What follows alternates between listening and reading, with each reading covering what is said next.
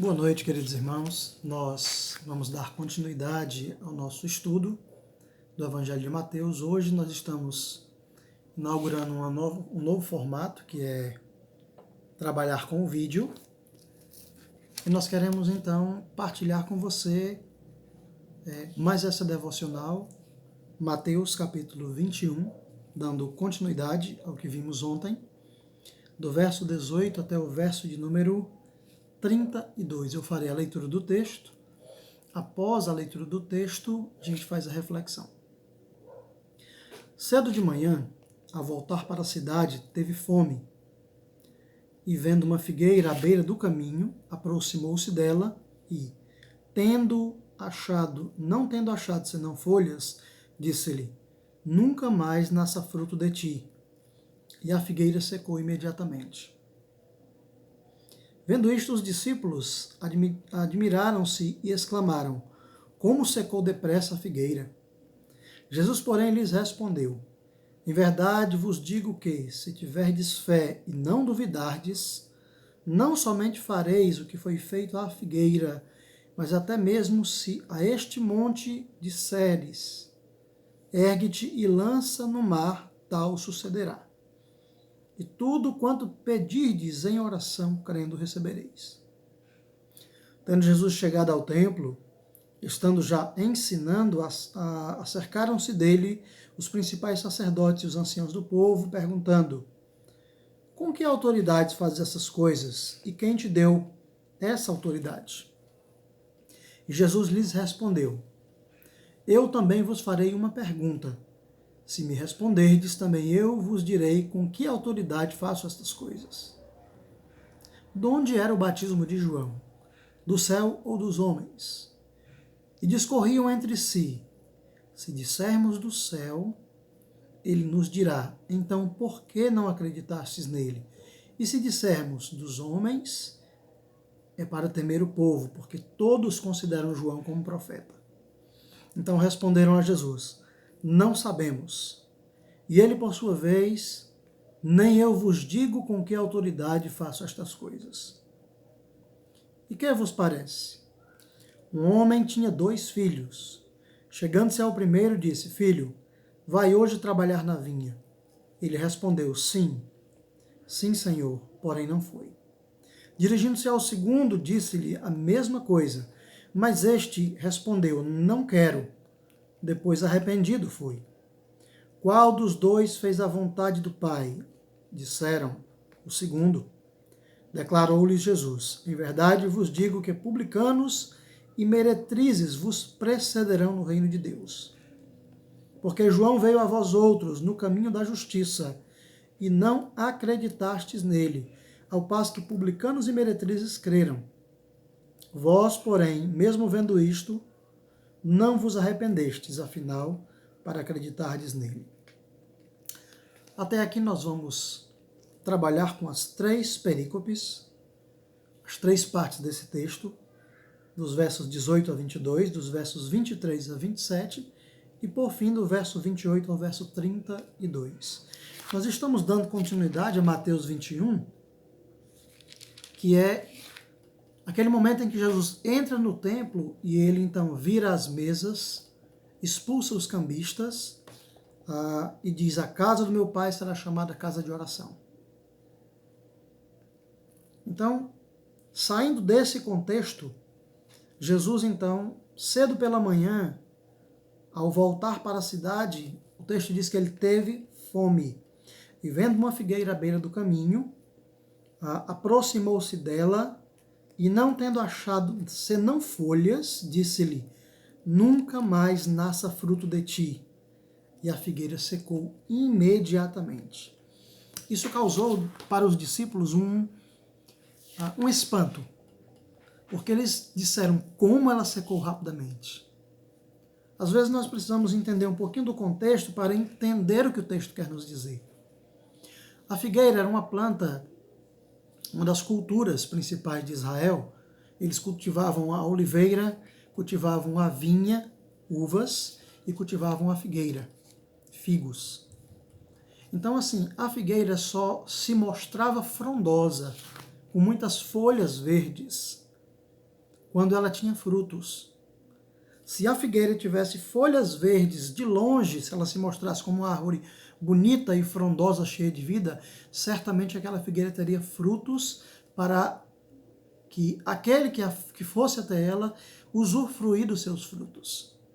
O texto nos mostra que Jesus, então, vê aquela figueira e ele vai até ela em busca de frutos. E ele nada encontra senão folhas. E o texto diz que Jesus amaldiçoa aquela figueira de tal forma que ela seca imediatamente. Meus queridos, nós estamos tratando de uma parábola. E como eu tenho dito a vocês no estudo que nós temos feito, citando parábolas, a parábola é uma forma de escrita ou literatura que traz por trás dela nós temos um significado que vai desnudar ou tirar de dentro dela algo de precioso para nós. O texto está dizendo que aquela parábola seca imediatamente. E Jesus fala em seguida sobre a questão da fé. Se vocês tiverem fé, por pequena que ela seja, e vocês não duvidarem, vocês vão fazer o mesmo que foi feito. Se disserdes a um monte, passe daqui para ali, acontecerá. Como eu disse para você, no contexto, a figueira deveria ou precisaria ter frutos para ser frondosa. E no caso ela não tinha. Jesus está usando este exemplo como um exemplo para a minha vida e para a sua vida. A nossa vida pode ser bonita exteriormente falando, mas ela tem que ser frutífera interiormente falando.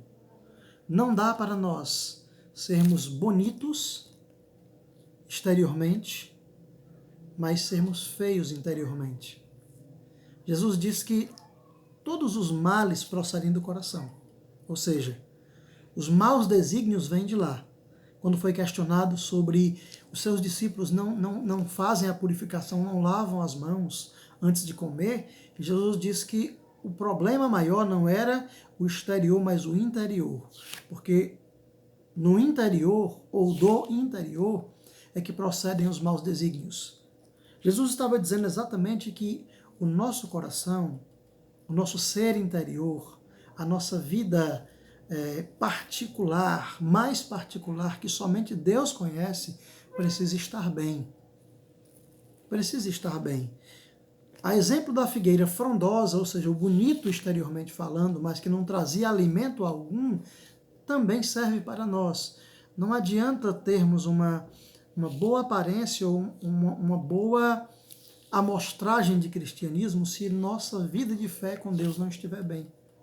Ou seja, nós precisamos estar bem com Deus interiormente para externar, para jogar para fora aquilo que nós temos de mais precioso, que é a nossa fé ou a nossa comunhão com Deus.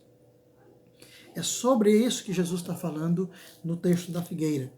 A outra perícope fala que, a partir do verso 23, que quando, tendo Jesus chegado ao templo, e já estando ensinando, cercaram-se dele os principais sacerdotes, perguntando: com que autoridade faz essas coisas? E quem te deu tal autoridade? E Jesus dá a eles uma pergunta a ser respondida também. Jesus diz: eu também vou fazer uma pergunta a vocês. Se vocês me disserem qual era a autoridade, né, com que autoridade João batizava, de onde era o batismo de João, então eu responderei a pergunta de vocês. E quando Jesus lança a sua pergunta para aqueles líderes religiosos, aqueles líderes então começam a cogitar entre si. O que é que se passa pela cabeça deles? Eles entre si começam a cogitar e dizem assim: se nós dissermos que o batismo de João era do céu, então ele vai perguntar para nós: e por que vocês não creram nele? Mas se nós dissermos que o batismo de João não era do céu, ou que não era credenciado por Deus, bem, nós vamos sofrer, porque o povo via João como um profeta. Então os fariseus pensaram, o que faremos? Não daremos resposta. E eles disseram, nós não sabemos. E Jesus disse a eles, também não respondo à pergunta de vocês. Essa perícope trata sobre a questão do dissimular. É uma sequência da parábola, né? Como as pessoas conseguem dissimular, como as pessoas conseguem esconder o seu coração. Porque o texto está dizendo aqui que eles ficaram entre a cruz e a espada. Eles ficaram, de um lado, pensando, se nós respondermos que o batismo de João era do céu, Jesus vai nos perguntar por que nós não demos credibilidade. Se nós, do outro lado, dissermos que o batismo de João era dos homens, ou seja, não era credenciado por Deus, o povo vai se enfurecer conosco. Perceba que quando o coração não quer expor a verdade, ele esconde. E é o que acontece nessa perícope aqui, dos versos 23 ao verso 27. Aqueles sacerdotes, não querendo assumir nenhuma postura para não se arriscar, eles soltam uma mentira, nós não sabemos. Na verdade, eles estavam articulando respostas e vendo as possibilidades de suas respostas. Mas eles, das duas maneiras, veem que qualquer uma das duas respostas seria comprometedora para eles. O que é que eles fazem? Eles dão a resposta mais fácil, o atalho. Nós não sabemos. Jesus responde, também não responderei à pergunta de vocês. Não vou dizer com que autoridade faço essas coisas. Queridos, nós podemos, quando eu digo nós, pessoas, nós podemos dissimular, nós podemos enganar outras pessoas, como também pessoas podem nos enganar, mas Deus nunca poderá ser enganado. Deus conhece o nosso coração. Finalmente, nós vemos a terceira perícope, do verso 28 ao verso 32, onde Jesus trata da questão de dois filhos. E perceba como os textos são uma sequência progressiva. Os textos são uma sequência progressiva. O primeiro texto, 18 ao 22, fala da figueira infrutífera, ou seja, que tinha uma bonita amostragem, mas não tinha nada de alimento. O segundo fala do confronto com os sacerdotes, onde Jesus confronta o coração deles e eles, então, escondem a verdade. Eles articulam para não se comprometer. E no terceiro momento, Jesus dá um exemplo de um pai que tinha dois filhos, e o pai manda o filho trabalhar na vinha. Manda os dois filhos fazerem isso. O primeiro filho, diz o verso 28, Jesus diz, o que vos parece? Um homem tinha dois filhos. Chegando-se ao primeiro, diz, filho, vai hoje trabalhar na vinha. O verso 29 diz, ele respondeu, sim, Senhor, porém não foi. Verso 30, dirigindo-se ao segundo, disse-lhe a mesma coisa, ou seja, filho, vai hoje trabalhar na vinha. E o segundo filho disse, não quero. Não quero. Depois, arrependido foi. Jesus, então, continuando na sua parábola, diz, qual dos dois fez a vontade do Pai? E os seus ouvintes disseram, o segundo, declarou-lhes Jesus. Em verdade vos digo que publicanos e meretrizes vos precedem no reino de Deus. E aqui está o link, né, a ligação do texto anterior com esse. Porque João veio a vós outros no caminho da justiça e não acreditastes nele, ao passo que publicanos e meretrizes creram. Vós, porém, mesmo vendo isto, não vos arrependestes, afinal, para acreditardes nele. Jesus conta a parábola complementando a perícope anterior do debate entre sacerdotes e ele sobre a questão de com que autoridade Jesus fazia aquelas coisas. Jesus diz assim, olha, publicanos e meretrizes vos precedem no reino de Deus. Queridos, para a gente poder entender um pouquinho melhor, os publicanos eram odiados pelos judeus. Então, os sacerdotes judeus, além de se considerarem superiores aos demais, aqueles que eram do povo, eles já se consideravam superiores, líderes do povo. Os sacerdotes judeus, eles detestavam os publicanos. Os publicanos eram detestados por todo o povo judaico, porque eles eram considerados traidores. Nós vemos, por exemplo, nós temos como exemplo Zaqueu, que era publicano. Nós temos o próprio Mateus, que escreve esse evangelho, que era publicano.